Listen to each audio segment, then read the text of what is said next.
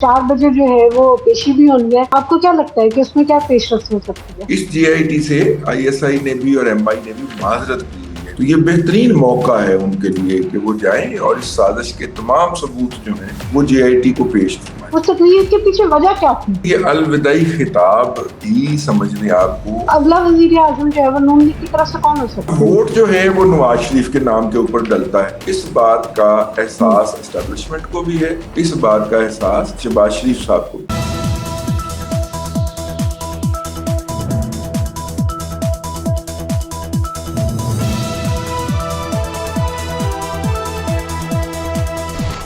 अस्सलाम वालेकुम नाज़रीन, प्रोग्राम बात से बात के साथ मैं हूँ आपकी मेजबान अफीफा और मेरे साथ मौजूद है मुल्क के नामवर तजिया का रिजवान रजी साहब। अस्सलाम वालेकुम सर। जी वालेकुम अस्सलाम। सर देखिए, मेरा शक बिल्कुल ठीक निकला कि इमरान खान साहब जो है ना वो आपकी बातें बहुत गौर से सुनते हैं। उस दिन आपने कहा था कि इसराइल पर जो है वो उनको मजम्मत करनी चाहिए और उनको मना करना चाहिए, और वही हो गया। आखिर आपके वीलॉग के बाद उनकी तकरीर भी आ गई, उन्होंने ट्वीट भी कर दी, लेकिन साथ ही उन्होंने पाकिस्तान हुकूमत को भी कहा है कि इस सिलसिले में उनको भी थोड़ा सा एक्टिव होना चाहिए। तो अब आप क्या कहेंगे? इमरान खान साहब ने सही किया बिल्कुल।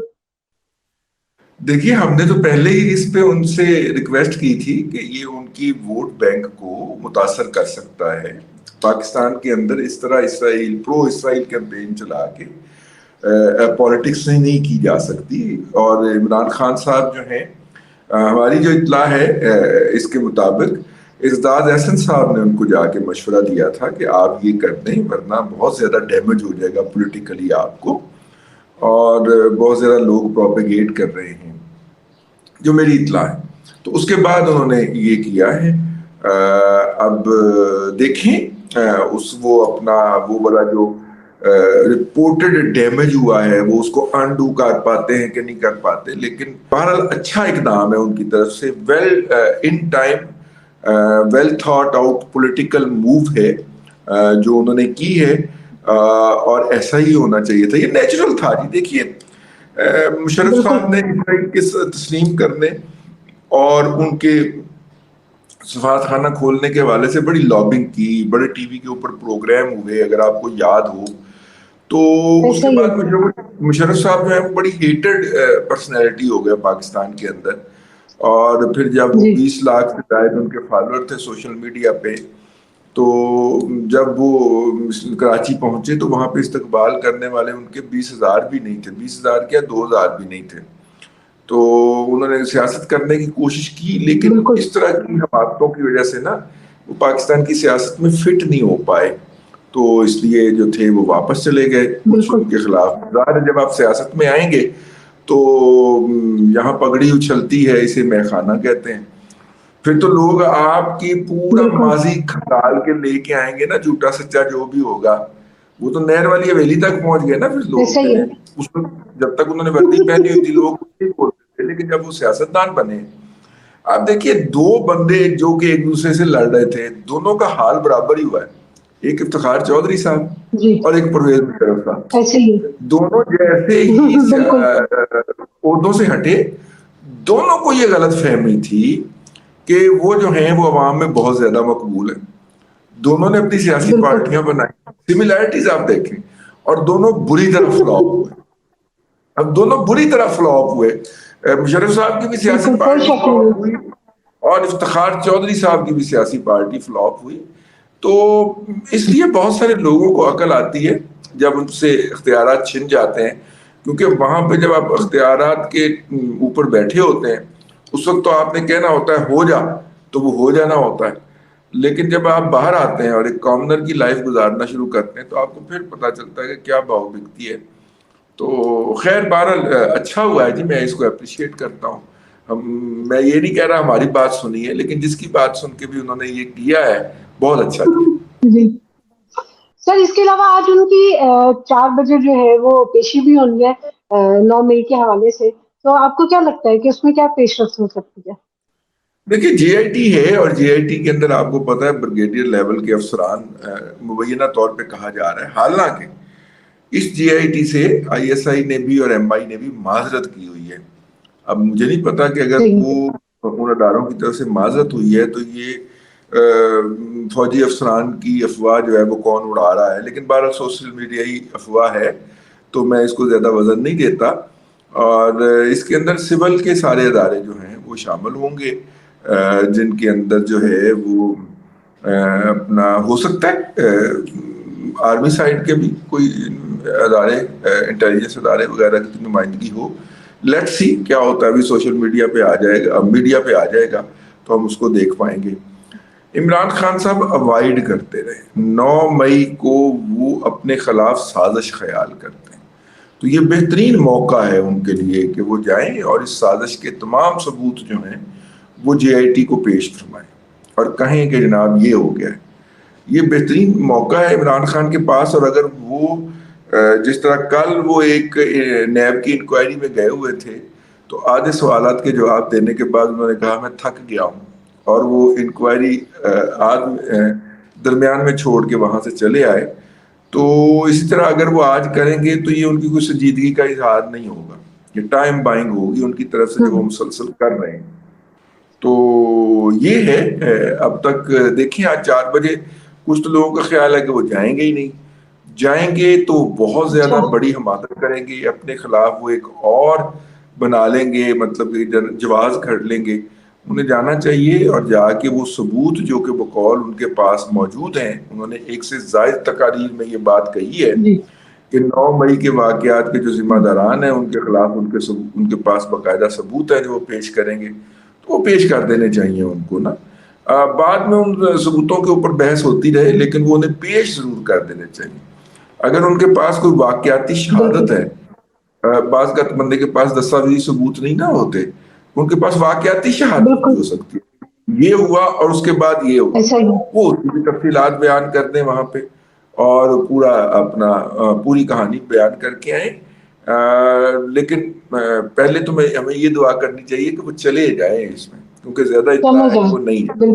چلیں دیکھتے ہیں کہ وہ جاتے ہیں یا نہیں جاتے ہیں. لیکن عمران خان صاحب کی تقریر کی آپ بات کر رہے تھے، تو ایک تقریر ہمارے وزیر اعظم صاحب نے بھی کی ہے جس کا کوئی سر پر مجھے تو سمجھ میں نہیں آیا. آپ بہتر ایکسپلین کر سکتے ہیں کہ وہ تقریر جو ہے وہ کیا تھی. وہ کوئی الوداعی خطاب تھا، حالانکہ حکومت تو اگلے مہینے جانی ہے. وہ تقریر کے پیچھے وجہ کیا تھی؟ وہ تقریر اتنا کرنا ضروری کیوں تھا؟ دیکھیے یہ الوداعی خطاب ہی سمجھ لیں آپ کو، اور کچھ شہباز شریف صاحب جو ہے نا وہ بڑے تنے ہوئے رستے پہ چل رہے ہیں. انہیں اپنے بھائی نواز شریف صاحب کو بھی خوش رکھنا ہے، اور فوج سے ان کا پرانا عشق ہے، انہوں نے آرمی چیف کی بھی چاپلوسی کرنی ہے. اب ہوا یہ تھا کہ پی ایم ایل این یہ بیانیہ بنا رہی ہے کہ یہ جو $2 ارب سعودی عرب سے ملے ہیں، $1 ارب یو اے ای سے ملے ہیں، اور $2 ارب مزید جو ہمیں ملے ہیں چائنا سے، یہ $5 ارب جو ہیں یہ نواز شریف صاحب کے اس سے ملے ہیں. اب انسیڈنٹلی نواز شریف صاحب موجود بھی ہیں، اس وقت بھی یو اے ای میں موجود ہیں. 3 دفعہ ان کا ڈپارچر جو ہے وہ ملتوی کیا جا چکا ہے. تو پی ایم ایل این اس کو یوں ایکسپلائٹ کرنا چاہ رہی تھی، یا پی ایم ایل این کی سوشل میڈیا ٹیم، کہ جناب یہ سارا کچھ نواز شریف کے باعث ہوا ہے. ٹھیک ہے جی. حالانکہ ٹیکنیکلز کو سمجھنے والے لوگوں کو پتا ہے کہ جناب نہیں ایسا نہیں ہوتا، ٹھیک ہے، لیکن بہرحال میں آپ کو بتا رہا ہوں، داستان بتا رہا ہوں، کہانی سنا رہا ہوں. جی جی. تو وہ اس کو ایسے کرنا چاہ رہے تھے کہ یہ سارا کچھ جو ہے جناب میاں صاحب کی برکتوں سے ہوا ہے. تو شہباز شریف صاحب نے ایک فنکشن میں اس پوری چیز کا کریڈٹ جو تھا وہ army chief general Asim Munir صاحب کو دے دیا. تو میاں نواز شریف تو مائنس ہے نا، تو میاں نواز شریف مائنس ہو گئے، تو اب بھائی جان کو کیسے راضی کریں؟ بھی بھائی جان جو ہے وہ تو ناراض ہو جائیں گے. تو یہ تقریر کا پہلا جو نقطہ نظر تھا وہ بھائی جان کو راضی کرنا تھا، کیونکہ بھائی جان اس طرح نظر انداز کیے جانے کے اوپر جو ہے ناراض ہو سکتے ہیں. اور شہباز شریف تو خدشات سے بھی دور دور میں ہے نا. آج کل شہباز شریف جو ہیں وہ جانے والی جو تقاریر ہوتی ہیں نا وہ کر رہے ہیں. جیسے آج انہوں نے چشمہ 5 کا افتتاح کر دیا ہے، یہ 1250 میگا واٹ کا ایٹمی بجلی گھر ہے. جب پچھلا ہم نے چشمہ 4 بہت اچھی پیش رفت ہے کہ مطلب اس طرح جس طرح کے پلانٹس جو ہیں وہ بڑھ رہے ہیں، ایٹمی پاور پاکستان ہے، سارا کچھ ہے، لیکن ان کا کوئی فائدہ عوام کو تو کہیں نظر نہیں آتا. مطلب ایک ایٹمی ملک ہے، یہاں پہ لوڈ شیڈنگ کے سیاپے پڑے ہوئے ہیں، بجلی ہے نہیں ہے تو اتنی زیادہ مہنگی ہے، مسائل ہمارے حل نہیں ہو رہے ہیں. تو جب عوام اس طرح کی چیزیں دیکھتی ہے، ایون میرے جیسے لوگ بھی اگر یہ دیکھیں تو ان کو یہ لگتا ہے کہ اس کا ہمیں کیا فائدہ، جو ہو رہا ہے بس ٹھیک ہے، ایک حکومتی سطح پہ ٹھیک ہے، وہ افتتاح کریں، اپنی شاباشیاں لیں اور بات ختم. دیکھیے میں اس حوالے سے ایک بحث چلی ہوئی ہے، ہمارے دوست ہیں مشتاق گھومن صاحب، انہوں نے خبر دی ہے جس کے اوپر اس وقت پاکستان اٹامک انرجی کمیشن کی چیخیں نکل گئی. یعنی آپ نے جو پاور ٹیرف سیٹ کیا ہے وہ 7 سینٹ فی یونٹ کا سیٹ کیا.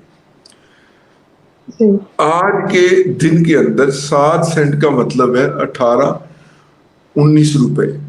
جب اب حکومت 18-19 روپے پہ خریدے گی اور حکومت کا یا وابڈا کا یا ڈسٹریبیوشن کا جو لاس ہے وہ 24% ہے، تو 18-19 روپے میں آپ ڈالیں 24% مزید اس کے اندر کاسٹ ڈال دیں، یہ تقریباً 24 سے 25 روپے کا ایک یونٹ پڑ گیا سرکار کو آپ تک پہنچا کے. اب 24 سے 25 روپے میں تقریباً اتنا ہی ٹیکس ڈلتا ہے، جتنے کی بجلی ہوتی ہے اتنا ہی اس میں سے ٹیکس ڈلے گا، ایڈوانس انکم ٹیکس ڈلے گا، فلانا ٹیکس ٹمکانا ٹیکس، تو وہ بھی آلموسٹ اتنا ہی ہو جاتا ہے. چلے ہم بڑی رعایت رکھتے ہیں کہ 24-25 روپے کا یونٹ ہوگا، 20-21 روپے مزید کاسٹ ہو جائے گی، یہ آپ کو یونٹ 45 روپے فی یونٹ پہ پڑ رہا ہوگا. تو 45 روپے یونٹ پہ افورڈیبلٹی کس کی ہوگی کہ جو یہ 45 روپے یونٹ والا استعمال کرے؟ پھر احمقانہ فیصلہ ہوگا کہ جس کو سبسڈائز کر دیتے. آپ ایٹمی بجلی بنا رہے ہیں تو ایٹمی بجلی گھر پاکستان کا بنوا ہم چائنا سے رہے، لیکن ایٹمی بجلی گھر پاکستان کا بجلی اس نے پاکستان میں سپلائی کرنی ہے تو بھائی آپ اس کا ٹیرف روپی کے اندر فکس کریں. کیونکہ ڈالر نے تو روپے کے مقابلے میں کم تو نہیں ہونا ہوتا نا، اس کی قدر میں ڈالر تو بڑھنا ہی ہوتا ہے نا، ٹھیک ہے نا.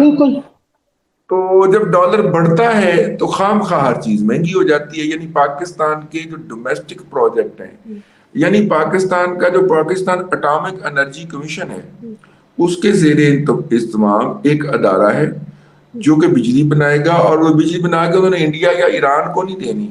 وہ بجلی جو ہے انہوں نے حکومت پاکستان کو دینی ہے، آپ کو دینی ہے، مجھے دینی ہے. ٹیرف اس کا جو ہے وہ سینٹ کے اندر، ڈالرز کے اندر طے ہو رہا ہے. یہ زیادتی والی بات ہے، ٹھیک ہے. ڈالر پہلے ہمارے پاس کوئی نہیں ہے تو وہ بہرحال یہ زیادتی ہے. اگر ڈالر میں ڈیل کرنا ہے تو پھر روپیز کی جگہ پاکستانی کرنسی ڈالر میں کر دیتے ہیں.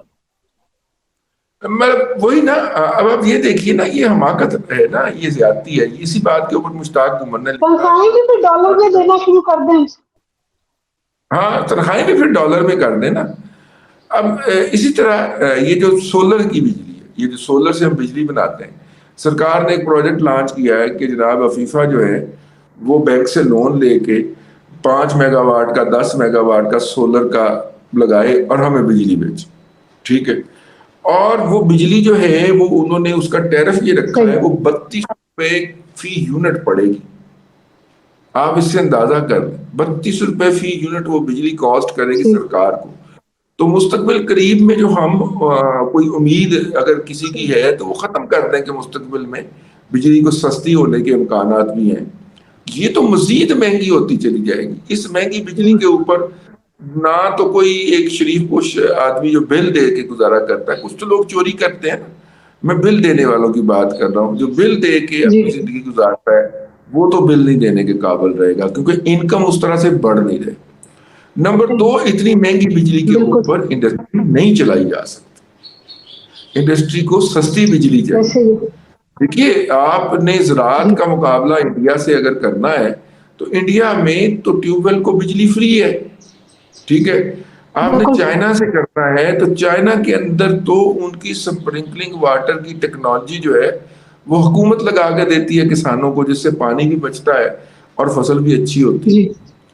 تو یہ جو صورتحال ہے یہ بہت ہی قابل افسوس ہے کہ مجھے یہ دیکھ کے باقاعدہ دکھ ہوا کہ جناب پاکستان کا چشمہ 5 ہے اور وہ ایک سفید ہاتھی بن جائے گا حکومت پاکستان کے لیے. 8 روپیہ سال کا کھا رہا ہوگا اور مہنگی بجلی بنا رہا ہوگا. تو اس لیے تھوڑا سا اس حوالے سے جو پوائنٹ آؤٹ کیا گیا ہے اس کی طرف جو ہے توجہ کرنی چاہیے. 18 روپے 19 روپے یونٹ آپ مقرر ہی کیوں کر رہے ہیں بھائی؟ آپ نے وہاں پہ کام کرنے والے لوگ، دیکھیے پاکستان کے اندر جو ہے وہ موجود ہے بجلی بنانے کا جو فیول ہوتا ہے نا، یہ کیا اس کے لیے خاص دھات کا نام ہے، نیوکلیر انریچمنٹ کے لیے استعمال ہوتی ہے، ابھی میرے ذہن میں آ جاتی ہے، وہ ڈیرہ غازی خان کے پاس جو پہاڑیاں ہیں ان کے اوپر اس کے بہت بڑے بڑے ذخائر ہیں، ہم وہاں سے اکٹھا کرتے رہے۔ یورینیم ہم وہاں سے اکٹھا کرتے ہیں، اس کی انریچمنٹ بھی ہمارے پاس ٹیکنالوجی موجود ہے، وہ بھی ہم کرتے ہیں۔ جب سارا کچھ ہے لوکل تو پھر ہم 7 سینٹ فی یونٹ کیوں دیں؟ ٹھیک ہے نا بھائی، 7 سینٹ اگر ہم دے دیتے ہیں، مطلب 10 سینٹ دے دیتے ہیں سولر کا، یا 15 سینٹ دے دیتے ہیں سولر کا، تو وہ تو سمجھ میں آنے والی بات ہے کہ اس نے باہر سے جناب وہ پلیٹیں لانی ہے، کیپٹل انویسٹمنٹ کرنی ہے، یہ تو سرکار لگا رہی ہے نمبر 1، اور نمبر 2 اس کا سارا را مٹیریل آپ کے پاس ڈومیسٹیکلی دستیاب ہے، یورینیم آپ کے پاس ہے، انریچمنٹ آپ اس کی خود کرتے ہیں، اور اس کو ایک عرصے کے بعد وہ جو پلیٹس ہوتی ہیں یورینیم کی ان کو ریپلیس کرتے رہتے ہیں، اللہ خیر صلی اللہ، اتنا وہ اس کے اندر ہونا ہوتا ہے۔ ہاں پانی بہت زیادہ چاہیے ہوتا ہے اس کی کولنگ کے لیے، وہ پانی جو ہے وہ آتا ہے اس میں سے گھوم کے پھر واپس چلا جاتا ہے، اسی لیے یہ دریائے سندھ کے اوپر بنایا گیا ہوا ہے، دریائے سندھ کا پانی اس میں سے گزرتا ہے اور وہ جاتا ہے، تو خیر میں نے کہا کہ اس کی بھی نشاندہی کرنی چاہیے ایک عام کنزیومر کا معاملہ۔ بالکل، ایک اور چیز جاتے جاتے لاسٹ کوسچن جو میں آپ سے پوچھنا چاہوں گی کہ سوشل میڈیا پہ جو ایک چیز بہت زیادہ ڈسکس ہوتی ہے، جس طرح سے ابھی آپ نے پہلے کوسچن میں بھی کہا کہ جی شہباز شریف صاحب جو ہے وہ اپنے بھائی کو خوش کرنے میں لگے ہوئے تھے کہ وہ مائنس نہیں ہو سکتے، تو فرض کریں کہ اگر کوئی نون لیگ کے بہت اچھے حالات بھی ہوتے ہیں، لوگ ان کو ووٹ دے بھی دیتے ہیں، تو اگلا وزیر اعظم جو ہے وہ نون لیگ کی طرف سے کون ہو سکتا ہے؟ نون لیگ میں تو بہت سارے امیدوار مجھے نظر آ رہے ہیں، مریم بھی ہیں، شہباز شریف صاحب بھی ہیں، خود نواز شریف صاحب بھی ہیں جو کہ چوتھی بار وزیر اعظم بننا چاہتے ہیں، ان کے لیے راستے بھی بڑے ہموار کیے جا رہے ہیں، تو یہ اب کی بار جو ہے وہ کرے میں کس کا نام نکلے گا؟ دیکھیے اس وقت جو ہے وہ مریم نواز شریف تو نہیں ہے اس ریس کے اندر نا، وہ پنجاب کی چیف منسٹر بنے گی تاکہ انہیں تھوڑا سا گورننس کا ایکسپوجر ہو جائے، گورننس کا ایکسپیرینس ہو جائے۔ اب ووٹ جو ہے وہ نواز شریف کے نام کے اوپر ڈلتا ہے، اس بات کا احساس اسٹیبلشمنٹ کو بھی ہے، اس بات کا احساس شہباز شریف صاحب کو بھی، چاچو کو بھی ہے۔ چاچو کو پتا ہے کہ وہ نواز شریف کے بغیر زیرو ہیں، نواز شریف کی پولیٹیکل سپورٹ ان کے بیک پہ کھڑی ہوگی تو وہ حکومت کر سکیں گے، ورنہ وہ زیرو ہیں۔ اچھا، لیکن ایک بات جس کو میں بار بار پوائنٹ آؤٹ کرتا ہوں کہ گزشتہ جو تیسری پرائم منسٹرشپ تھی نواز شریف صاحب کی، اس دوران بھی نواز شریف صاحب جو تھے وہ ڈے ٹو ڈے جو امور تھے پرائم منسٹرشپ کے، اس میں حصہ بہت کم لیا کرتے تھے، اور انہوں نے زیادہ تر اپنے اختیارات جو ہیں وہ جناب اسحاق ڈار صاحب کو دے رکھے تھے۔ آپ دیکھیں نا 80 ڈویژنز جو تھے یا 80 سب کمیٹیاں جو تھی پارلیمنٹ کی، اس کی سربراہی فرماتے تھے اسحاق ڈار صاحب، اور وہ کام کے پریشر کی وجہ سے وہ پھر اتنا زیادہ غسیلے ہو گئے کہ ہر بندے سے ان کی لڑائی شروع ہو گئی، اور پھر ان کی آرمی چیف سے بھی لڑائی ہو گئی، جس کے نتیجے میں انہیں یہاں سے جان بچا کے بھاگنا پڑا تھا۔ ٹھیک ہے، تو نواز شریف صاحب بہت کم کام کیا کرتے تھے۔ اگر آپ کو یاد ہو پریڈ وہ جو گارڈ آف آنر دیتے ہیں جو ان کو پرائم منسٹر بننے پہ دیا گیا تھا پرائم منسٹر ہاؤس میں، وہاں پہ کھڑے ہوئے بھی ان کا ایک خاص منظر تھا اور وہ خاص نظر آ رہا تھا، تو اس لیے لیکن اب دوسری طرف اگر دیکھا جائے تو شہباز شریف صاحب بھی کینسر سروائیور ہیں، اور وہ بھی 2.5 سے 3 گھنٹے سے زیادہ کنٹینیوسلی کام نہیں کر سکتے، اس کے بعد انہیں لیٹنا ہوتا ہے، لیٹ کے ریسٹ کرنا ہوتا ہے 1.5 گھنٹہ۔ تو ایسی صورت کے اندر جو ہے وہ، لیکن وہ انتھوزیاسٹک ہیں اور وہ کنٹینیو کرنا چاہتے ہیں۔ نواز شریف صاحب اگر بنے بھی تو سمبولیکلی مہینہ 2 مہینے 3 مہینے کے لیے بنیں گے، ادروائز وہ پرائم منسٹر نہیں بنیں گے، وہ بادشاہ گر بننے کی کوشش کریں گے، وہ قائد بنیں گے اپنی پارٹی کے، اور نگرانی فرمائیں گے اس پولیٹیکل انہیریٹنس کی، یعنی سیاسی وراثت کی منتقلی کی جو ان کی صاحبزادی کو منتقل ہو رہی ہوگی۔ تو میرا تو یہ تجزیہ یا انفارمیشن بھی ہے کچھ اور کچھ تجزیہ بھی ہے کہ نواز شریف صاحب شاید خود ہی پرائم منسٹر نہ بنے، لیکن اگر کسی کو چڑھانے کے لیے کہ دیکھیں میں پھر چوتھی دفعہ بھی پرائم منسٹر بن گیا ہوں. وہ بنے بھی تو وہ سمبولک ہوں گے.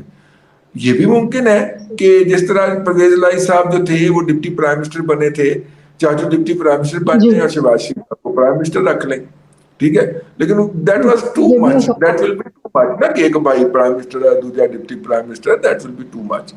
تو اس سے زیادہ امکان یہی ہے کہ شہباز شریف صاحب کنٹینیو کریں گے. اگر ضروری ہوا, اور نواز شریف صاحب نے ایک ماہ میں تھوڑی کلیئر ہو جانا ہے, نواز شریف صاحب کو آنے میں تاخیر بھی لڑ سکتی ہے, الیکشن لڑنے میں تاخیر ہو سکتی ہے ان کو. ان کے خلاف جو مقدمات ہیں ان کے اندر جب تک وہ بری نہیں ہوتے تب تک تو وہ الیکشن نہیں لڑ سکتے نا. تو اس لیے وہ ہو سکتا ہے کہ اس پروسیس کے اندر, کیونکہ وہ پروسیس ابھی شروع نہیں ہوا, ان کو جو بے گناہ قرار دینا ہے اس کا پروسیس ابھی شروع نہیں کر پائی یہ حکومت, تمام تر وسائل کے باوجود. وہ پروسیس شروع ہوگا, وہ مہینہ لیتا ہے, 2 مہینے لیتا ہے, 3 مہینے لیتا ہے, نو باڈی نوز. اور اتنی دیر میں اگر الیکشن ہو جاتے ہیں تو نواز شریف صاحب تو پھر پرائم منسٹر تو ڈیفینیٹلی نہیں ہوں گے نا. تو یہ ہے صورتحال, میں نے کہا کہ آپ کو کہ گوشت گزار کر دی جائے. جی ناظرین, آپ نے ساری صورتحال پہ جو ہے رضوان رضوی صاحب کا انالیسس سنا. آئندہ آنے والے ویڈیوز میں بھی آپ کو سنواتے رہیں گے. آج کی ویڈیو آپ کو پسند آئی تو لائک اور شیئر ضرور کیجیے گا. کمنٹ سیکشن میں ہمیں اپنی رائے دینا نہ بھولیے گا. انٹل دی نیکسٹ ٹائم, اللہ حافظ.